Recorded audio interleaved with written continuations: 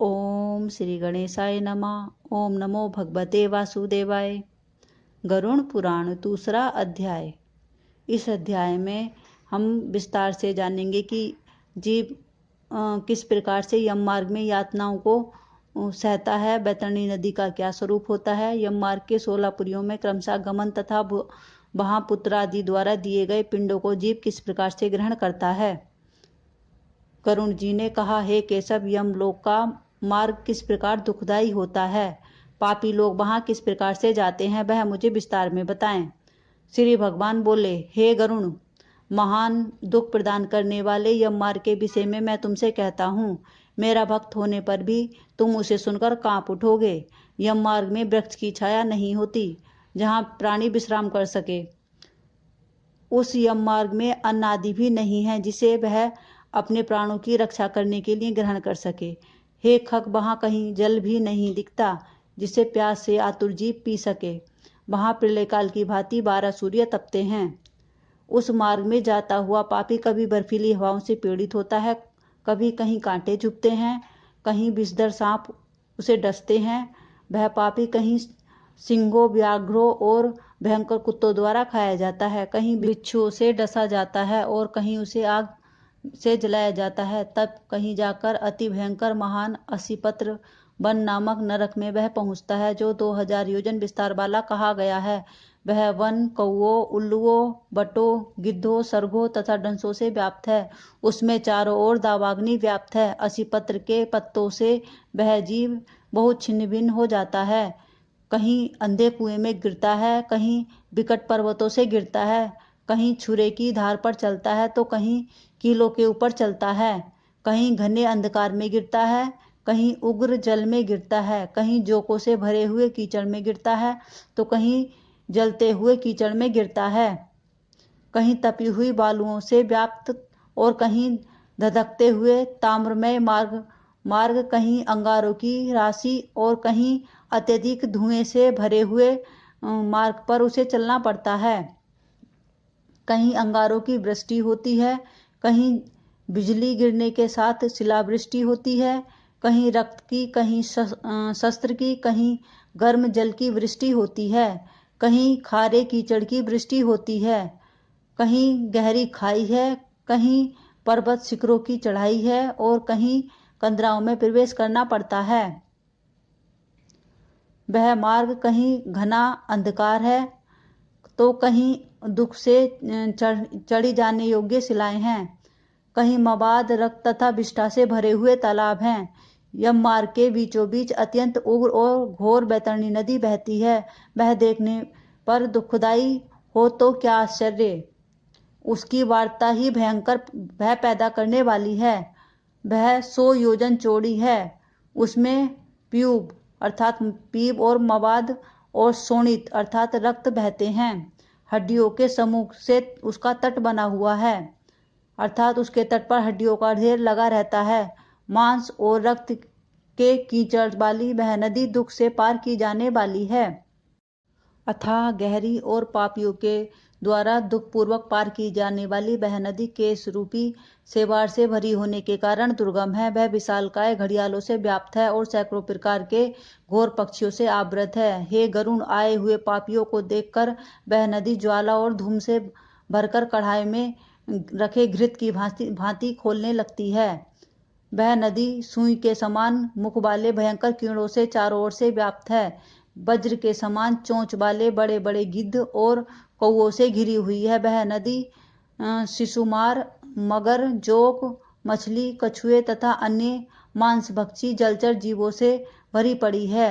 उसके प्रभाव में गिरे हुए बहुत से पापी रोते चिल्लाते हैं और हे भाई, हा पुत्र, हा तात इस प्रकार से कहते हुए बारंबार विलाप करते हैं।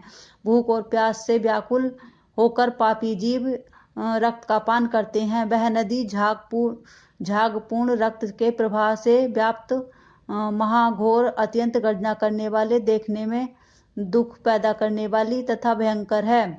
उसके दर्शन मात्र से ही पापी चेतना शून्य हो जाते हैं।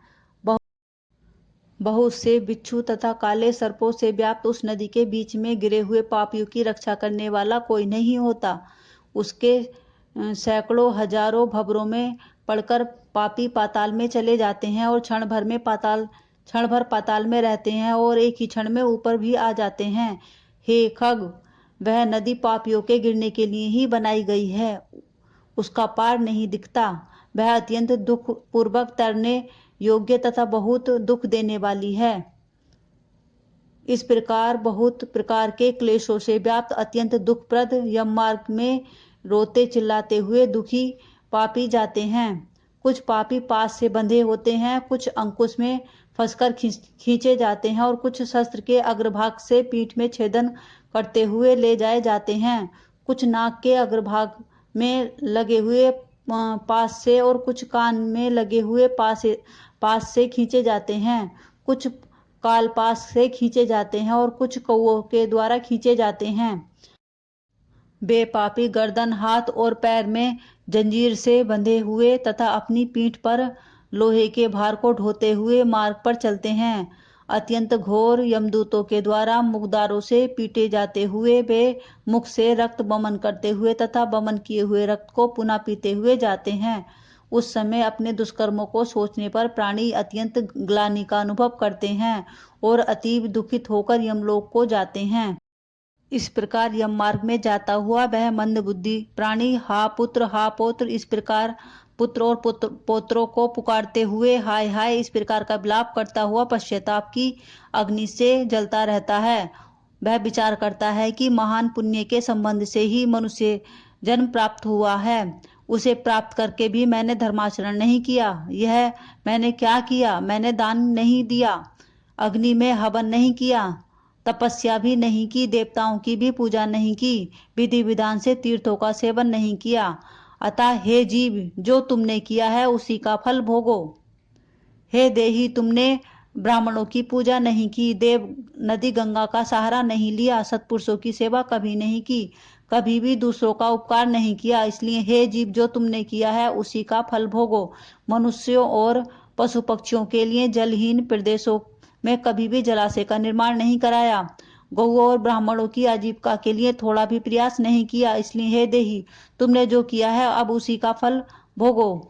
तुमने नित्य दान नहीं किया, गौओं के दैनिक भरण पोषण की व्यवस्था नहीं की, वेदों और शास्त्रों के वचनों को प्रमाण नहीं माना, पुराणों को नहीं सुना, विद्वानों की पूजा कभी नहीं की।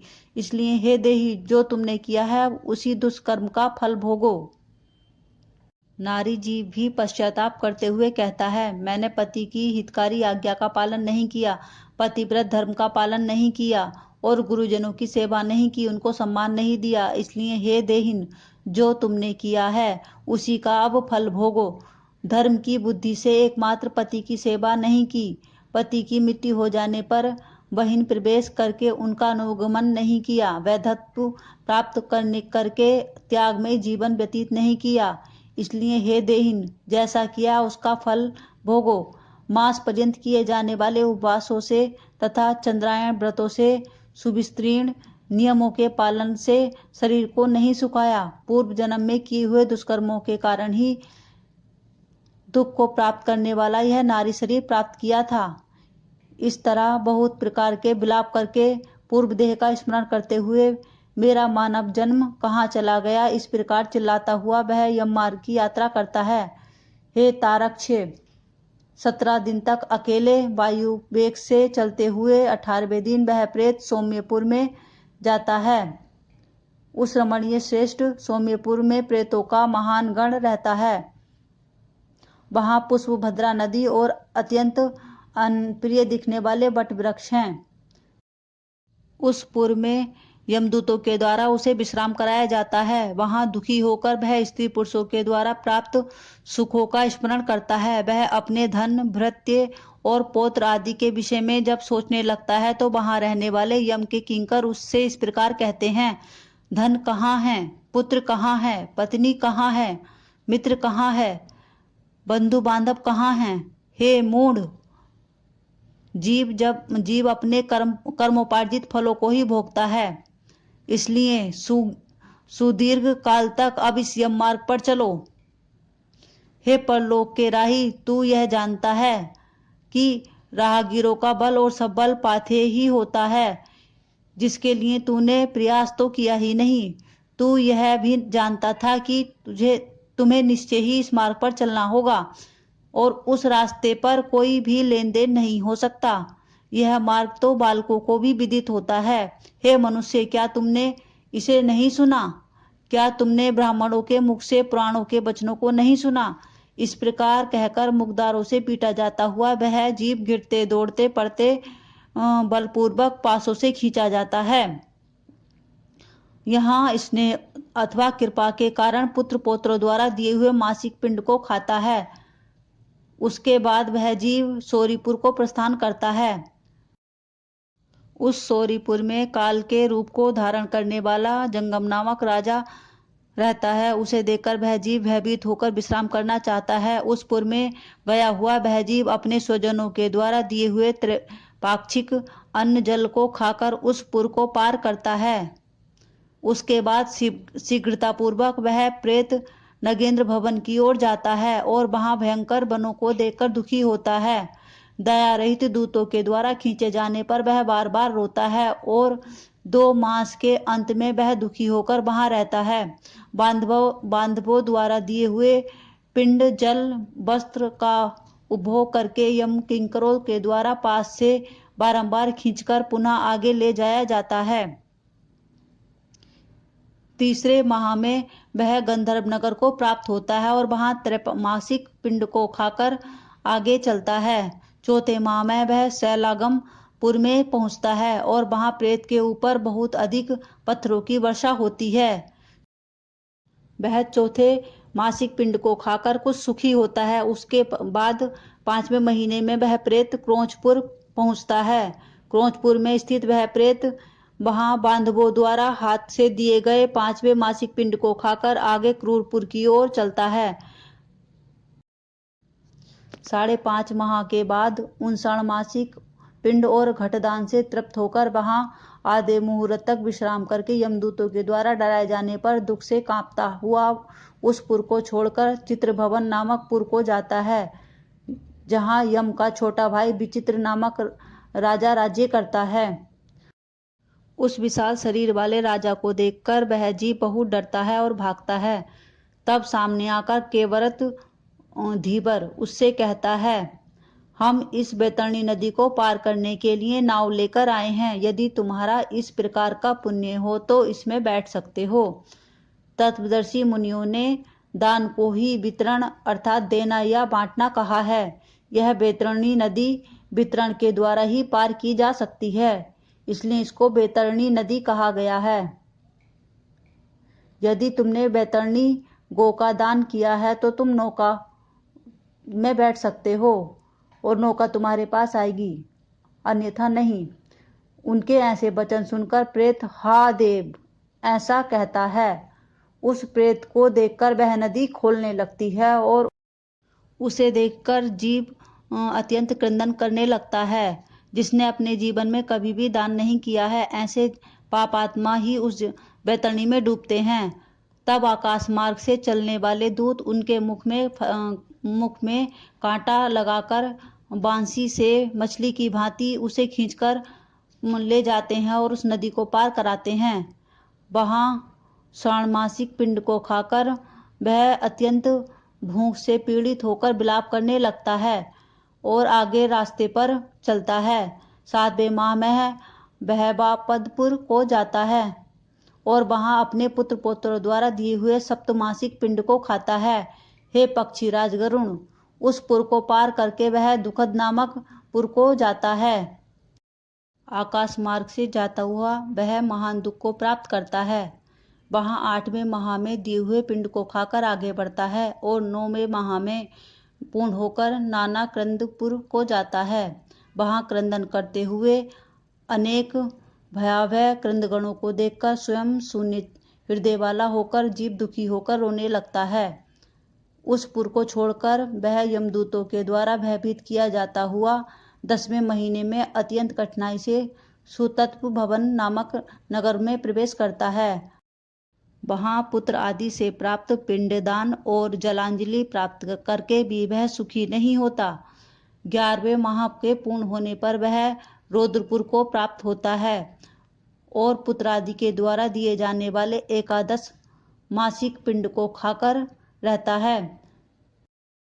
11.5 माह बीत जाने पर वह प्योवर्षण नामक नगर में प्रवेश करता है। वहां प्रेतों को दुख देने वाले मेघ घनघोर वर्षा करते हैं।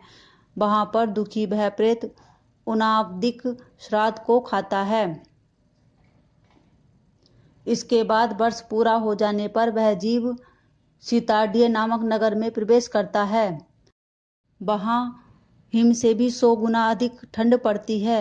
शीत से दुखी तथा क्षुधित वह जीव 10 दिशाओं में देखता है कि शायद कहीं कोई हमारा बांधव हो जो मेरे दुख को दूर कर सके।